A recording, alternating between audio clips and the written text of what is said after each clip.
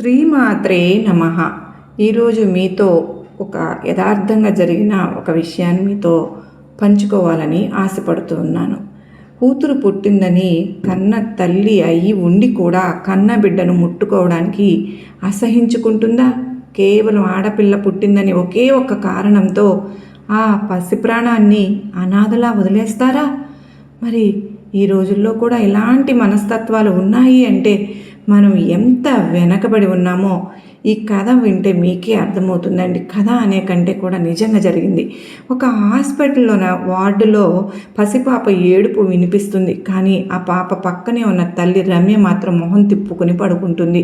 Nurse వచ్చి బిడ్డ ఏడుస్తుంది, పాలు ఇవ్వండి అని చెప్పినా నాకు వద్దు, ఆడపిల్ల, ఎవరైనా తీసుకు వెళ్ళిపోండి అని మొహమాటం లేకుండా మాట్లాడుతుంది. ఎందుకంటే రమ్యకు కొడుకు పుడతాడని ఆశ. తన అత్తగారి మాటలు విని ఆడపిల్ల పుడితే భారం అనుకుని ఆ పసి ప్రాణాన్ని కన్న తల్లి అని కూడా చూడకుండా దూరం పెట్టింది. సరిగ్గా అప్పుడే రమ్య వాళ్ళ అమ్మ అక్కడికి వచ్చింది. తన కూతురు ప్రవర్తన చూసి షాక్ అయిపోతుంది. ఏంటే, ఆ పాపను ఎత్తుకోవడానికి కూడా నీకు మనసు రావడం లేదా అని అడిగితే, ఆడపిల్ల పుట్టింది కదమ్మా, రేపు దాని పెళ్ళికి చదువుకి ఎంత ఖర్చు అవుతుందో తెలుసా అని రమ్య బదులిచ్చింది. అప్పుడు ఆ తల్లి ఒక చేదు నిజాన్ని బయటపెట్టింది. రమ్య, నువ్వు పుట్టినప్పుడు కూడా నీ తండ్రి ఇలాగే అన్నాడు. ఆడపిల్ల పుట్టిందని నిన్ను అనాథాశ్రమంలో వదిలేయమన్నాడు. కానీ నేను ఒక తల్లిగా నిన్ను ప్రాణం పెట్టి పెంచాను.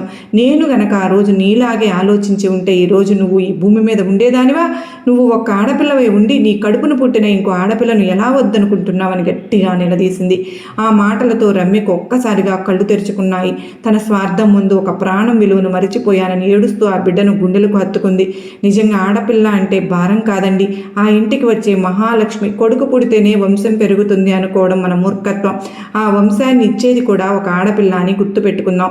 కన్న బిడ్డను రంగును బట్టో లింగాన్ని బట్టో దూరం పెట్టవద్దండి. పిల్లలు ఎవరైనా సరే దేవుడు ఇచ్చిన వరాలే. చూశారు కదా, ఈ వీడియో మీకు ఆడపిల్లల పట్ల మీరు మరింత గౌరవం పెరిగి ఉంటే ఈ వీడియోకి ఒక చిన్న లైక్ అయితే ఇవ్వండి. కామెంట్ బాక్స్లో మన ఛానల్ను శ్రీమాత్రే మహా అని సపోర్ట్ చేస్తూ కామెంట్ అయితే పెట్టండి.